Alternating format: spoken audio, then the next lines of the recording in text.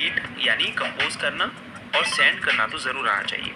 अब हो सकता है आप कहें हम तो अपने फ़ोन में डेली कई सौ ईमेल्स सेंड और रिसीव करते हैं, लेकिन आपको ये समझना चाहिए कि कंप्यूटर में ईमेल कंपोज करना थोड़ा डिफरेंट होता है और ये एक एसेंशियल स्किल है जो आपको आनी ही आनी चाहिए। इसके लिए आप कई सारे ईमेल क्लाइंट्स का यूज़ कर सकते हैं, जैसे Gmail, Outlook, Windows mail, Yahoo mail और भी बहुत सारे हैं।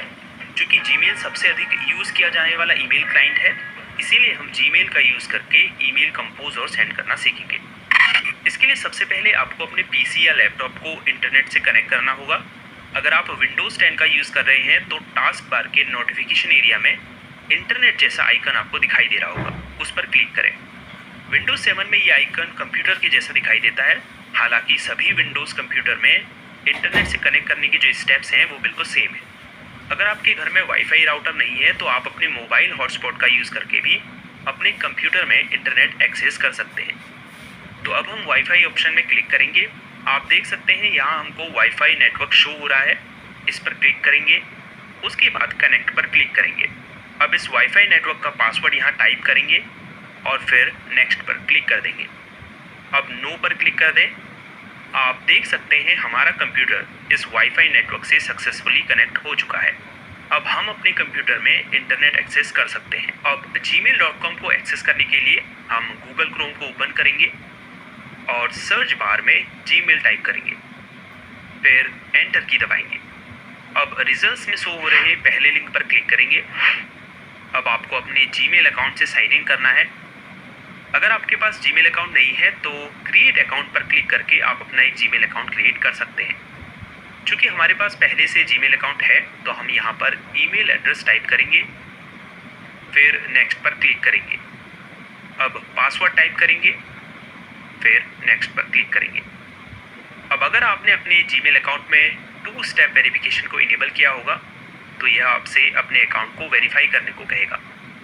वेरिफिकेशन कंप्लीट हो जाने के बाद आप अपने जीमेल अकाउंट में साइन इन हो जाएंगे। तो ये जीमेल का इंटरफेस है, ये ईमेल एरिया है जहां आपकी ईमेल्स शो होती है। यहाँ लेफ्ट साइड में ये लेबल्स हैं, इनबॉक्स, स्टार्ट, स्नूज, सेंड और ड्राफ्ट्स। जैसे कंप्यूटर में फोल्डर्स होते हैं वैसे ही जीमेल में लेबल्स होते हैं। अगर मोर पर आप क्लिक करेंगे तो आपको और भी लेबल्स शो होंगे, जैसे इंपॉर्टेंट, स्पैम, ट्रेश एक्सेट्रा। उसके नीचे ये कैटेगरीज हैं। वीडियो में आगे इन सभी लेबल्स और कैटेगरीज के बारे में जानेंगे। उसके बाद मैनेज लेबल्स पर क्लिक करके आप इन लेबल्स और कैटेगरीज को शो हाइड कर सकते हैं। अगर आप खुद के नए लेबल्स क्रिएट करना चाहते हैं इस तरह से, तो आप क्रिएट न्यू लेबल पर क्लिक करके न्यू लेबल क्रिएट कर सकते हैं। लेफ्ट साइड में ही ऊपर कंपोज बटन है, जिस पर क्लिक करके आप ईमेल राइट और सेंड कर पाएंगे। इसके बारे में डिटेल में जानेंगे, लेकिन पहले थोड़ा बेसिक इंट्रोडक्शन आपको दे देते हैं। उसके बाद 3 हॉरिजॉन्टल लाइन जो ये है, ये मेन मेन्यू कहलाते हैं, जिस पर क्लिक करने पर जो लेबल्स और कंपोज बटन है उसके सिर्फ आइकन्स ही आपको शो होंगे। पुराने व्यू को शो करने के लिए वापस इस पर क्लिक करें। अब ये बीच में सर्च बॉक्स है जहाँ से आप सिलेक्टेड लेबल के अंदर मौजूद ईमेल्स को सर्च कर सकते हैं। अगर आपको जीमेल से रिलेटेड हेल्प या सपोर्ट चाहिए तो इस क्वेश्चन आइकन पर क्लिक कीजिए। जीमेल सेटिंग्स को ओपन करने के लिए सेटिंग्स आइकन पर क्लिक करें। अगर आपको अदर गूगल ऐप्स को एक्सेस करना है तो आप इस पर क्लिक करके इन गूगल ऐप्स को ओपन कर सकते हैं। उसके बाद अपने गूगल अकाउंट के इस प्रोफाइल आइकन पर क्लिक करके आप अपने गूगल अकाउंट को मैनेज कर सकते हैं। ऐड अनदर अकाउंट पर क्लिक करके आप दूसरे जीमेल अकाउंट से साइन इन करके उसे यहाँ ऐड कर सकते हैं। अगर आपको अपने अकाउंट को साइन आउट करना है तो साइन आउट ऑप्शन पर क्लिक करें। ये राइट साइड के पैनल में कुछ एड ऑन्स हैं, जैसे टास्क है, कॉन्टैक्ट है। अगर आपको इसकी साइड पैनल को हाइड करना है तो आप राइट एरो पर क्लिक करके इसे हाइड कर सकते हैं। तो जीमेल के इंटरफेस का बेसिक इंट्रोडक्शन तो हो चुका है, तो चलिए अब मेन पॉइंट पर आते हैं।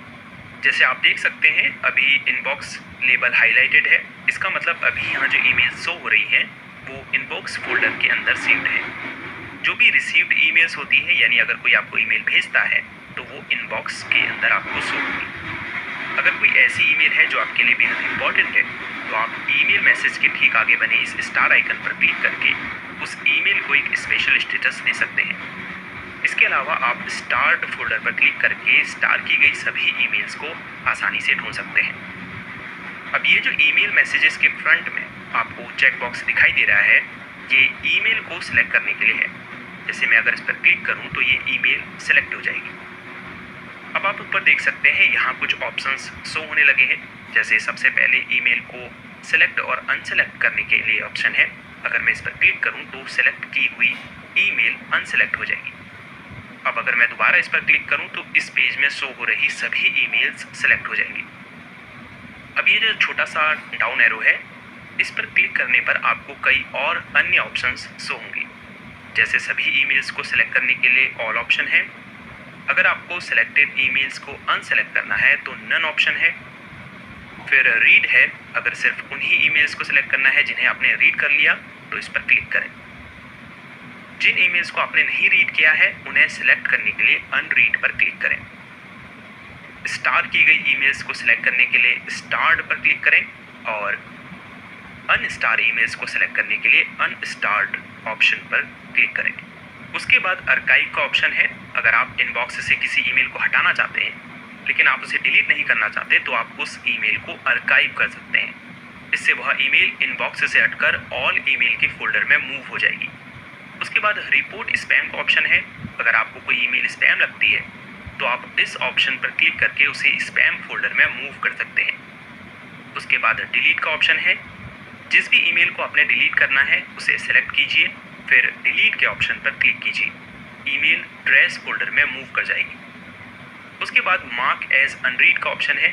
अगर आप किसी रीड की गई ईमेल को एज अनरीड मार्क करना चाहते हैं तो मार्क एज अनरीड पर क्लिक करें। अगर आप दोबारा इस पर क्लिक करेंगे तो ईमेल दोबारा एज रीड मार्क हो जाएगी। उसके बाद स्नूज का ऑप्शन है। अगर आप किसी ईमेल को आगे के लिए पोस्टपोन करना चाहते हैं तो उस ईमेल को सिलेक्ट करने के बाद स्नूज पर क्लिक करेंगे, फिर उस डेट और टाइम को पिक करेंगे। जैसे ही आप उस डेट एंड टाइम पर क्लिक करेंगे वह ईमेल इनबॉक्स फोल्डर से हटकर यहाँ स्नूज फोल्डर में मूव हो जाएगी और जो भी टाइम आपने सेलेक्ट किया होगा उस समय आपके कंप्यूटर या मोबाइल पर उस ईमेल का नोटिफिकेशन आपको आएगा। अब ऐड टू टास्क का ऑप्शन है। किसी ईमेल को सिलेक्ट करके अगर आप इस ऑप्शन पर क्लिक करेंगे तो सिलेक्टेड ईमेल यहाँ राइट साइड पैनल में मौजूद गूगल टास्क लिस्ट में ऐड हो जाएगी। उसके बाद मूव टू ऑप्शन है। अगर आप किसी ईमेल को इनबॉक्स से हटाकर किसी दूसरे फोल्डर में मूव करना चाहते हैं तो आप इस ऑप्शन का यूज़ कर सकते हैं। उसके बाद लेबल एज का ऑप्शन है। अगर मैं इस ईमेल को सिलेक्ट करने के बाद लेबल्स ऑप्शन पर क्लिक करूं और फिर कंप्लीटेड लेबल को सिलेक्ट करने के बाद अप्लाई पर क्लिक करूं तो आप देख सकते हैं सेंडर नेम के आगे कंप्लीटेड लेबल शो होने लगा है। फिर ये 3 डॉट आइकन है जिसमें कई अन्य ऑप्शंस आपको शो हो रहे हैं, जैसे mark as unread, mark as not important, जिनके बारे में हम ऑलरेडी बात कर चुके हैं। अब ये जो राइट एरो है इस पर क्लिक करके आप ओल्डर ईमेल्स को देख सकते हैं और इस लेफ्ट एरो पर क्लिक करके आप न्यू ईयर ईमेल्स को देख सकते हैं। उसके बाद प्राइमरी, प्रमोशंस और सोशल, ये डिफरेंट ईमेल कैटेगरीज हैं। जैसे प्राइमरी में आपको प्राइमरी ईमेल्स शो होंगी, प्रमोशंस में आपको प्रमोशन से रिलेटेड ईमेल्स होंगी, सोशल में आपको सोशल मीडिया से रिलेटेड ईमेल्स शो होंगी। अब अगर इन लेबल्स के उपयोग को जाने तो स्टार्ट और स्नूज्ड के बारे में मैं आपको बता ही चुका हूँ। सेंट में वो ईमेल्स सेव्ड होती हैं जो आपने भेजी होती हैं। इसके नीचे ड्राफ्ट है, वो ईमेल्स जो आपने क्रिएट तो की होती हैं लेकिन सेंड नहीं की होती, तो वो यहाँ सेव्ड होती है। उसके बाद मोर में भी आपको कई लेबल्स शो हो रहे हैं। सिर्फ इम्पोर्टेंट की ही बात करते हैं, जैसे ऑल मेल में आपको सभी लेबल की ईमेल्स शो होती हैं। स्पैम में आपको स्पैम ईमेल और ट्रैश में आपके द्वारा डिलीट की गई डिलीटेड ईमेल्स शो होती है। अगर आपको किसी डिलीटेड ईमेल को रिस्टोर करना है तो आप उसे सिलेक्ट करके इनबॉक्स फोल्डर में मूव कर सकते हैं और परमानेंटली डिलीट करने के लिए डिलीट फॉरएवर के ऑप्शन पर क्लिक कर सकते हैं। अगर आपको ट्रैश फोल्डर की सभी ईमेल्स को डिलीट करना है तो एम्प्टी ट्रैश नाउ के ऑप्शन पर क्लिक करें और फिर ओके पर क्लिक कर दें। ट्रैश फोल्डर की सभी ईमेल्स डिलीट हो जाएंगी। वैसे जिस भी ईमेल को आप डिलीट करते हैं वो 30 दिनों के बाद ट्रैश फोल्डर से ऑटोमेटिकली डिलीट हो जाती है। तो चलिए अब ईमेल कंपोज और सेंड करना सीखते हैं। उसके लिए ऊपर कंपोज बटन पर क्लिक करें। अब हम इस विंडो को बड़ा कर लेते हैं। उसके लिए इस फुल स्क्रीन आइकन पर क्लिक करेंगे। सबसे पहले आपको यहाँ टू फील्ड में वो ईमेल एड्रेस टाइप करना है जिस पर आपको ईमेल भेजनी है, यानी रिसिपिएंट का ईमेल एड्रेस। अगर आपको एक से ज़्यादा लोगों को ये ईमेल भेजनी है तो आप उनकी ईमेल भी यहाँ टाइप कर सकते हैं। उसके बाद सीसी और बीसीसी के ऑप्शन है। ज़्यादातर लोग इनको लेकर कंफ्यूज रहते हैं। तो सीसी का मतलब कार्बन कॉपी होता है और बीसीसी का मतलब ब्लाइंड कार्बन कॉपी होता है। अगर आप किसी व्यक्ति को इस ईमेल की कॉपी भेजना चाहते हैं तो आप सीसी में उसका ईमेल एड्रेस एंटर कर सकते हैं। ये व्यक्ति जिसको आपने सीसी फील्ड में रखा है ये देख पाएगा कि आपने और किन किन को ये ईमेल भेजी है। बीसीसी फील्ड सीसी से थोड़ा डिफरेंट है, हालांकि उसे भी इस ईमेल की कॉपी रिसीव होगी और वह ये देख पाएगा कि आपने और किन किन को ये ईमेल भेजी है, लेकिन कोई और यह नहीं देख पाएगा कि उन्हें भी ये ईमेल भेजी गई है। इसीलिए इसका नाम ब्लाइंड कार्बन कॉपी है। हालांकि नॉर्मल ईमेल सेंड करने में सीसी और बीसीसी का कोई यूज़ नहीं है, लेकिन अगर आप एक कंपनी में काम करते हैं और आपको अपने बॉस और मैनेजर को ईमेल्स की कॉपी भेजनी है तो आप वहाँ पर सीसी और बीसीसी का यूज़ कर सकते हैं। उसके बाद सब्जेक्ट फील्ड में आपको इस ईमेल का सब्जेक्ट लिखना है। ईमेल लिखने की शुरुआत आप डियर सर, रिस्पेक्टेड सर या फिर हाय, जो भी उनका नाम है, इससे कर सकते हैं। फिर एक लाइन छोड़कर अपना मैसेज लिखना शुरू करेंगे। ईमेल लिख लेने के बाद एंड में आप योर सिंसियरली लिख सकते हैं या फिर काइंड रिगार्ड्स, बेस्ट या सिर्फ सिंसियरली भी लिख सकते हैं। अगर आपको इसमें कोई फॉर्मेटिंग अप्लाई करनी है तो फॉर्मेटिंग ऑप्शंस पर क्लिक करेंगे। यहाँ से आप टेक्स्ट का फॉन्ट स्टाइल, साइज चेंज कर सकते हैं, टेक्स्ट को बोल्ड, इटैलिक, अंडरलाइन कर सकते हैं, टेक्स्ट कलर चेंज कर सकते हैं, टेक्स्ट की अलाइनमेंट चेंज कर सकते हैं, बुलेट और नंबर लिस्ट क्रिएट कर सकते हैं। इसके अलावा भी कई और ऑप्शंस इसमें दिए गए हैं। अब अगर मुझे ईमेल के साथ कोई फाइल अटैच करनी है तो मैं अटैच फाइल के ऑप्शन पर क्लिक करूंगा। उसके बाद कंप्यूटर में से उस फाइल को सिलेक्ट करूंगा, फिर ओपन पर क्लिक कर दूंगा। आप देख सकते हैं फाइल अपलोड होनी शुरू हो चुकी है। इसके बाद इंसर्ट लिंक का ऑप्शन है। अगर मैं किसी टेक्स्ट को लिंक करना चाहता हूँ तो पहले टेक्स्ट को सिलेक्ट करूँगा। सिलेक्ट करने के लिए कर्सर को उस टेक्स्ट पर रखकर माउस से डबल क्लिक करूँगा। उसके बाद इंसर्ट लिंक पर क्लिक कर दूँगा। यहाँ बॉक्स में उस लिंक को पेस्ट कर दूँगा। उसके बाद ओके बटन पर क्लिक कर दूँगा। आप देख सकते हैं इस टेक्स्ट का कलर ब्लू हो चुका है। उसके बाद इमोजी आइकन है। अगर आपको ईमेल में इमोजीज इंसर्ट करने हैं तो आप यहाँ से कर सकते हैं। फिर वन ड्राइव का ऑप्शन है। आप वन ड्राइव से भी यहाँ फाइल इंसर्ट कर सकते हैं। इससे आप फोटो इंसर्ट कर सकते हैं। अगर आप चाहते हैं कि जिसे आप ये ईमेल भेजें वो इसे फॉरवर्ड, कॉपी, प्रिंट या डाउनलोड नहीं कर पाए तो यहाँ से आप कॉन्फिडेंशियल मोड को इनेबल कर सकते हैं। फिर ये डिजिटल सिग्नेचर इंसर्ट करने के लिए है।